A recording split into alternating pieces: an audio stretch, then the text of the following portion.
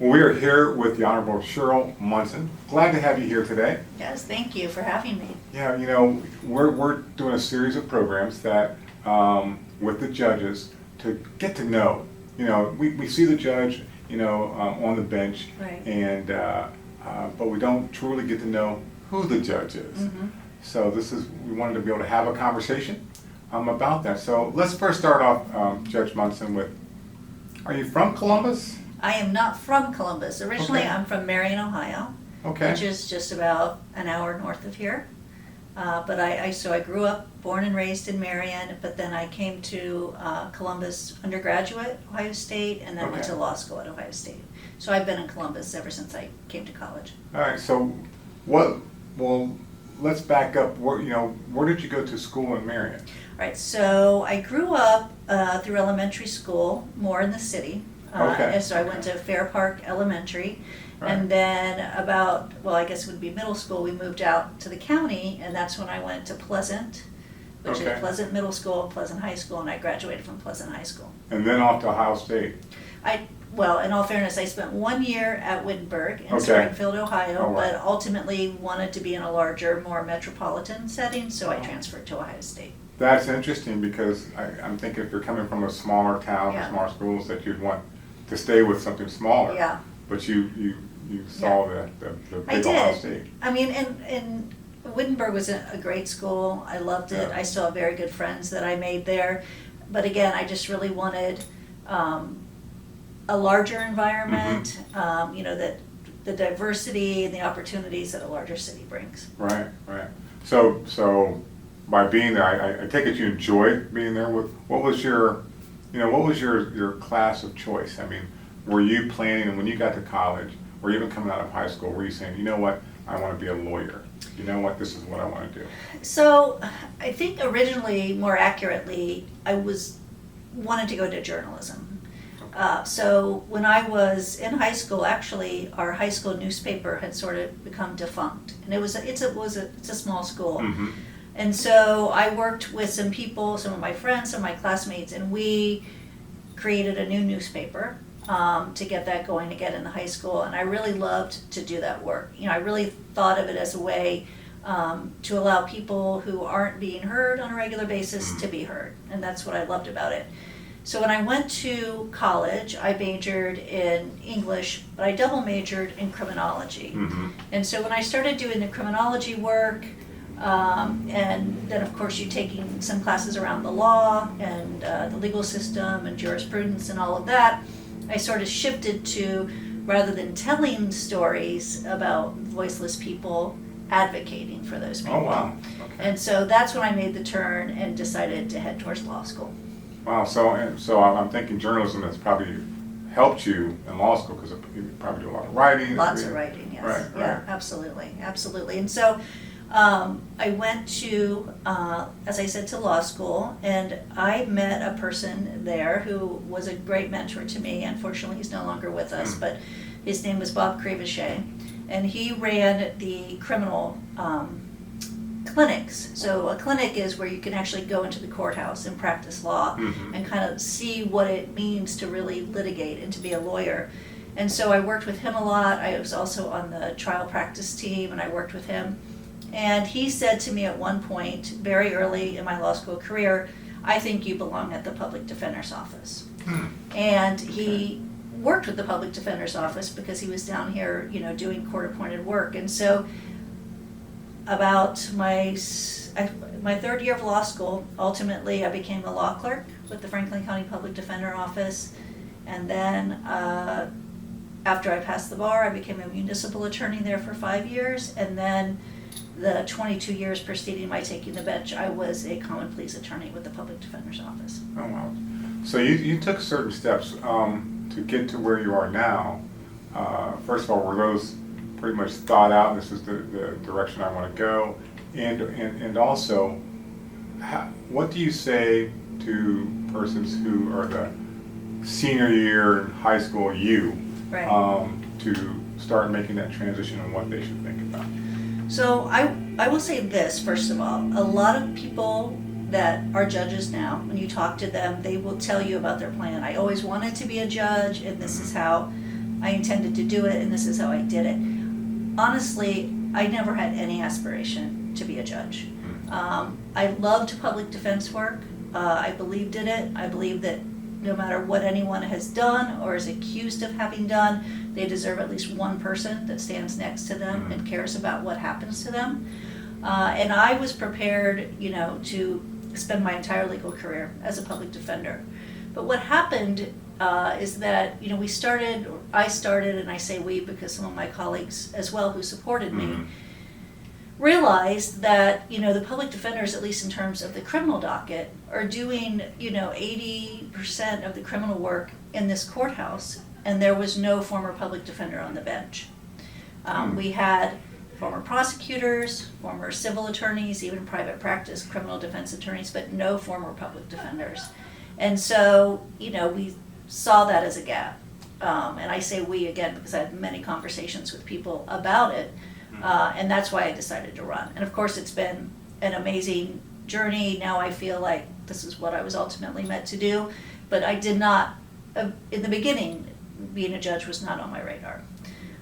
So that answers your first question. What I would say to kids in high school, whether they have a general idea that they want to be an attorney or ultimately that they want to be a judge, I would say the first thing you need to do is explore any area of interest that interests you, right? And find out who you are, experience your own life authentically. You're never going to be another judge or another lawyer. You're going to be you as a judge or you as a lawyer. And you need to, be true to yourself. So, live your life, experience things, get into the community, meet people, and then, just develop as an individual so that if ultimately you do end up on the bench, you're going to bring those kind of experiences that are going to allow you to be empathetic and compassionate and relate to the people that come in front of you.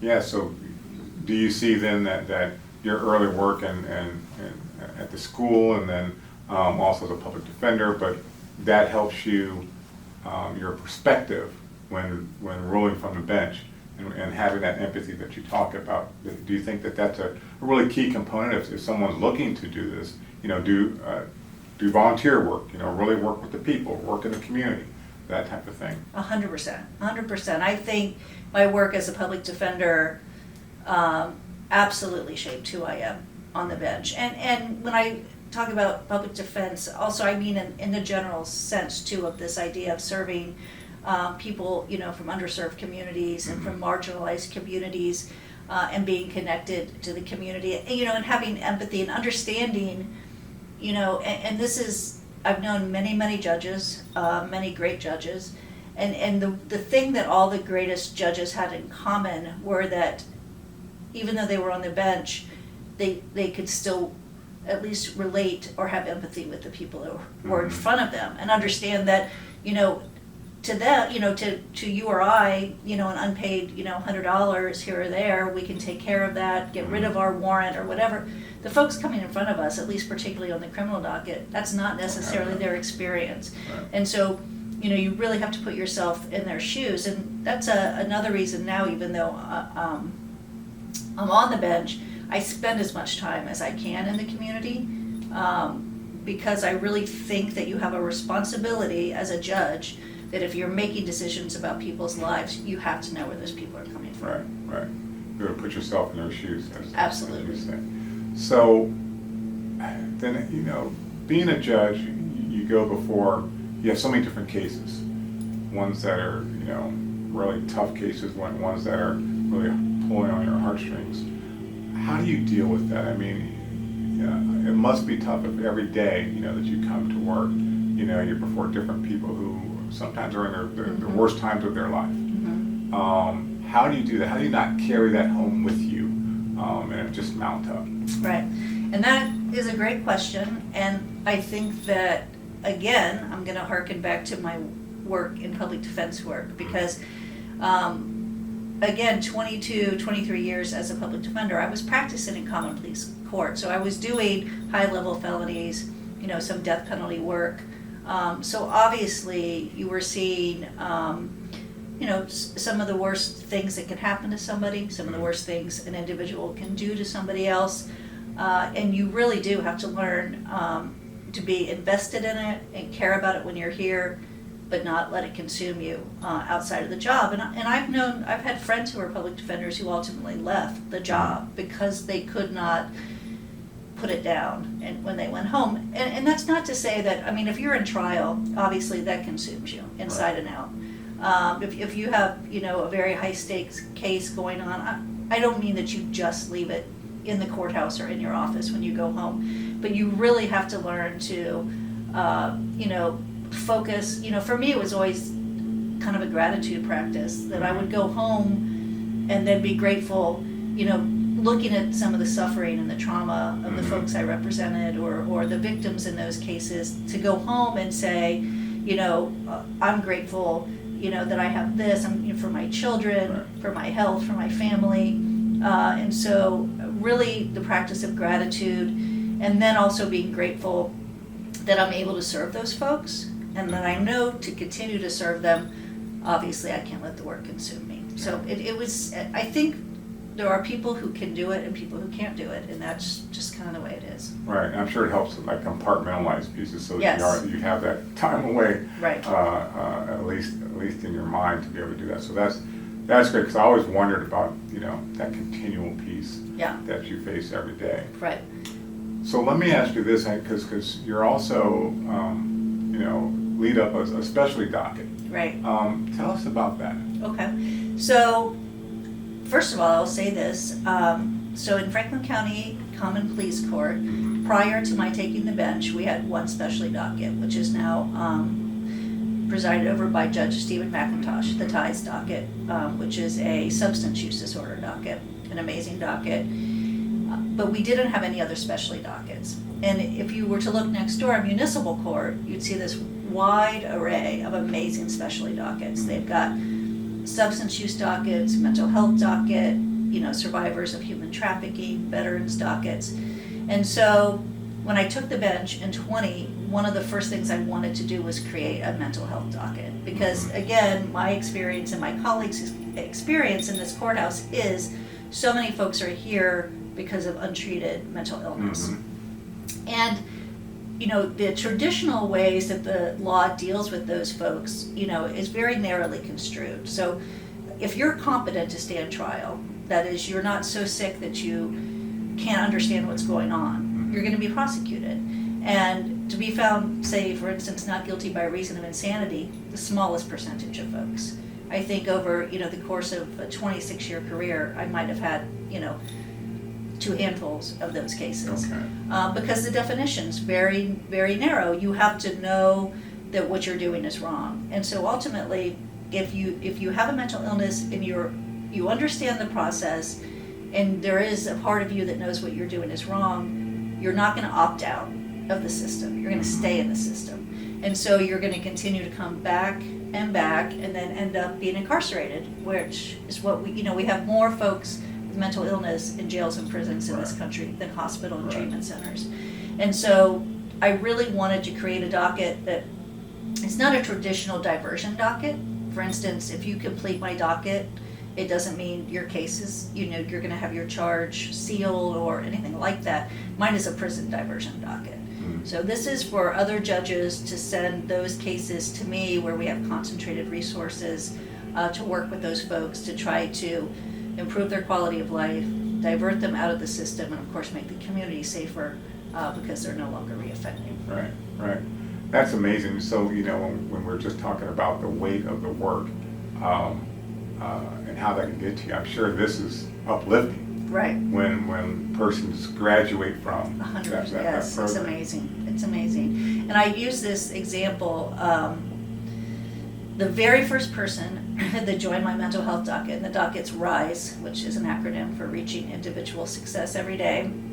This young man came from another one of our judges who was skeptical about whether or not he could be successful.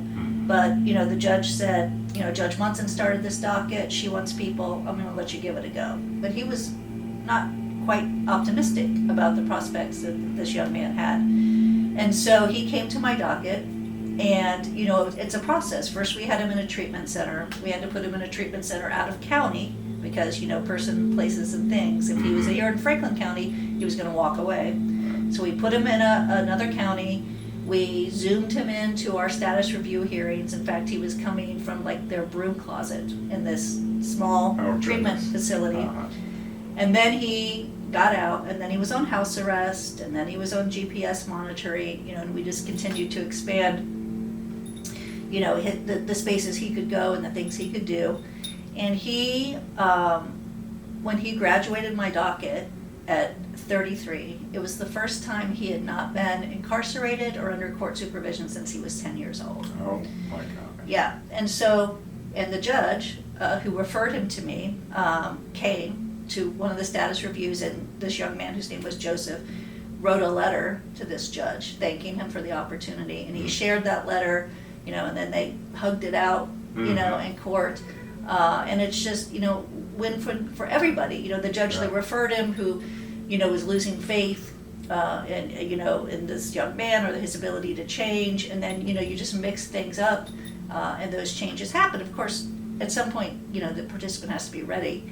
And apparently he was ready, but so it's those moments that uplift you. Yeah. Hence Rise. Yes, right. Rise absolutely. Up. That is an amazing story, and I know there's many more. And I've had the pleasant opportunity of attending one of the graduations. And one thing I say is to other people, I says, we really got to get even more people to come to the graduations to really see this in action. Right.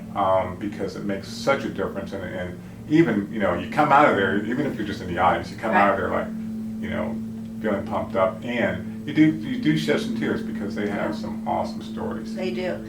And then you also think about, and the specialty dockets, not just mine, use this graduation format. And the reason that that is there is that, so for instance, Joseph, this is the first time he ever graduated anything.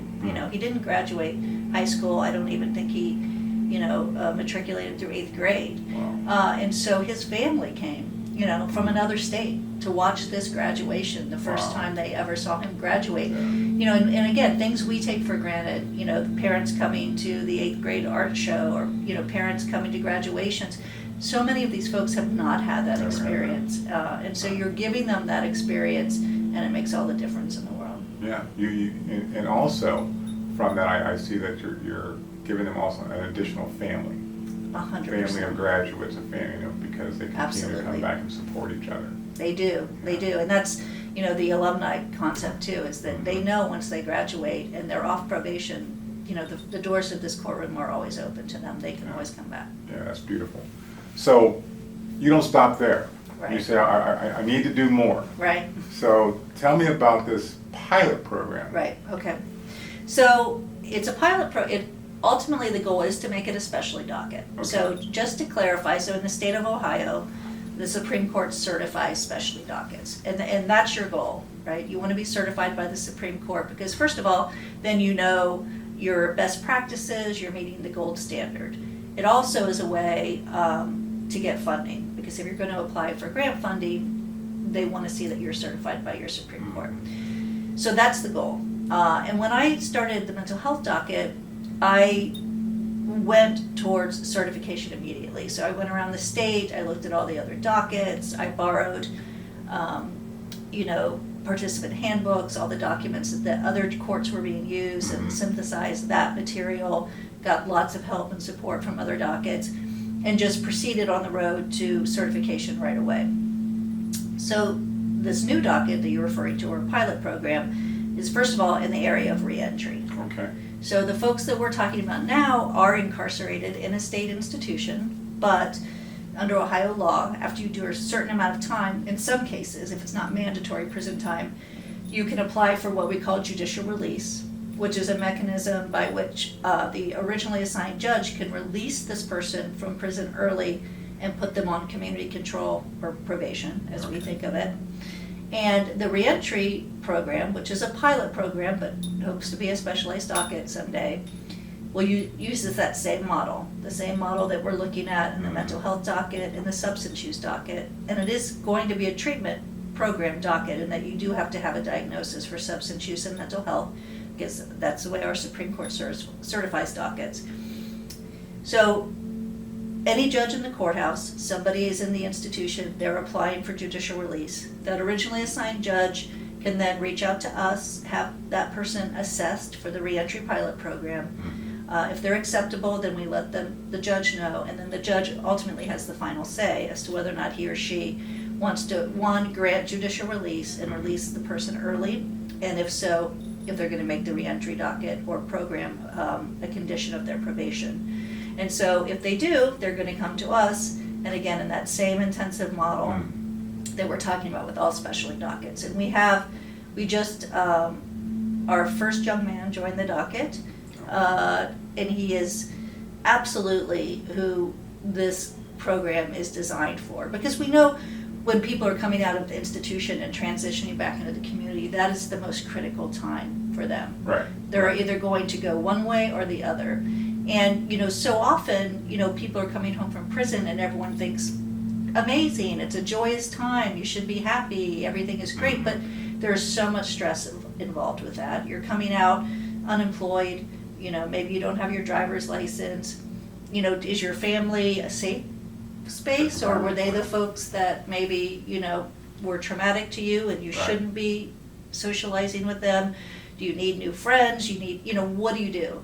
And so that's what so many times when people just default, they start using substances again, they start reoffending.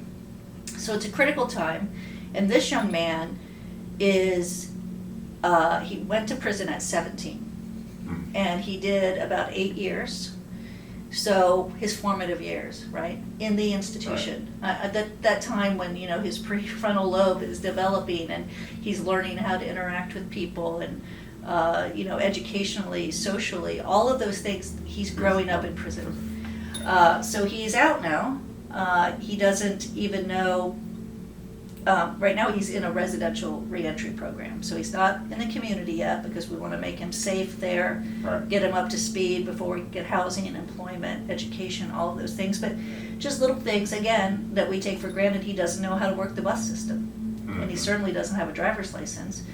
So amazingly, CODA, there is a person from CODA who will come and help people learn to navigate the bus system. And again, that's the reentry and specialty docket, all these resources, garnering of resources that you need to do.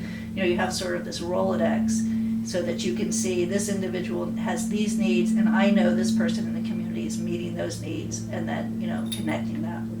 And particularly connecting them with peer support and resource navigators, people with lived experience, people who have been incarcerated or justice involved, and know where they're coming from. And, because it's one thing for me to sit on the bench and say, this is how to do things. Right. But if you have somebody that looks like you, that came from a similar place than you, an experience that you've had, then obviously that's a little more, they're a more credible messenger. Right. And what's interesting that sometimes I hear, people in the community say, well, why are we spending all this money, or this, that, and the other, or they did wrong. Well, when we're trying to reduce recidivism, when we're trying to, and these are people, and that's one thing, I always say, listen, these are somebody's child. This is somebody's mom or dad, this, that, and the other. Right. So we can't just toss them away, but give them every opportunity to succeed. Right, absolutely. Right. And obviously I've heard that many, many times. Yeah. There are many critics that say that, and I kind of try to talk to them in two ways. I mean, first of all, obviously, this is a human being. Yeah. Everybody has worth. Nobody is disposable. But if that doesn't resonate with you, if you did the crime, you do the time, too bad. If that's what you're thinking, you have to keep in mind that almost everybody that goes to prison in Ohio is coming home. Mm-hmm. These are not life sentences. These folks are coming back to the community. They're going to be standing next to you at the grocery store someday. How do you want them to be when they're standing next to you at the grocery store? Do you want them to have been restored and given the tools to be successful and to not reoffend? Or do you just want to put them right back into a situation where they may victimize somebody else or the community and end up incarcerated again, where, again, they will come home? Because these folks are coming home. The question is, how do you want them to come home? Right. How do you prefer? Yeah. Yes. Yeah, that's that is very, you know, pointed, and hopefully people see that. Yeah. And continue to support, you know, everything that's being done, because I think all too often, you know, people look at the courts, or some people look at the courts, or judges and what have you, just as just, you know, just throwing people in jail left Yeah. and right. Right. And not truly seeing the work that's being done, you know, with the specialty dockets and the true caring. Right. Because, you know, I don't want to see you in my court again. Right. Right. Right. I don't want to see you in my court again, and I don't want to see your children in my court. Yes. And that's the other thing. You know, you don't ever just help one individual. You know, I mean, it's an exponential effect. You're helping their children. So, you know, because most of the folks coming into this system, you know, have inherited generational trauma, generational poverty, untreated mental illness, substance use. Those are the things they've seen. And so they continue to live that cycle. But if you break that cycle with one individual, then you've broken it for their children. You know, maybe their neighbors or siblings see that there's a better way to live. So you never, ever are just healing one person. Mm-hmm. Healing family. Yeah, absolutely.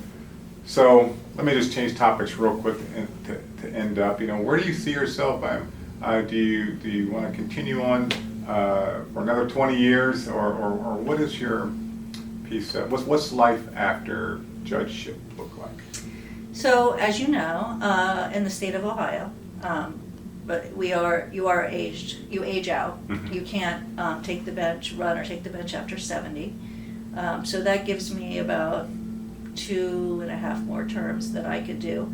And I'm sure that, you know, I will do that. I love this court. Yeah. I love the work that I'm doing here. I love serving the community. Beyond that, it's hard to imagine, because, you know, my children are grown. I've got a sophomore in college. I've got a senior in high school going to college, so I will be a true empty nester after this. Okay. And I think that, you know, I'll just continue to turn and immerse myself in the community. I mean, that's what you know, I'm a person who believes, you know, that we're here to improve the lives of other people. And so I think that unless I'm actively doing that, I'm not going to be happy. So. Yeah. So that is your happy. Yes, that is in the my happy. community. Yeah. Well, Judge Munson, thank you so much for your Thank time. you. Yeah, very. I can't say enough that of all the work that you're doing, both behind the bench and in the community, because we always see you out in the community. Yeah. Well, So- thank you. so I thank you. appreciate you talking to me today. Yeah. All right. likewise. Thank you. All right. All right. Thanks, Matt. Yep.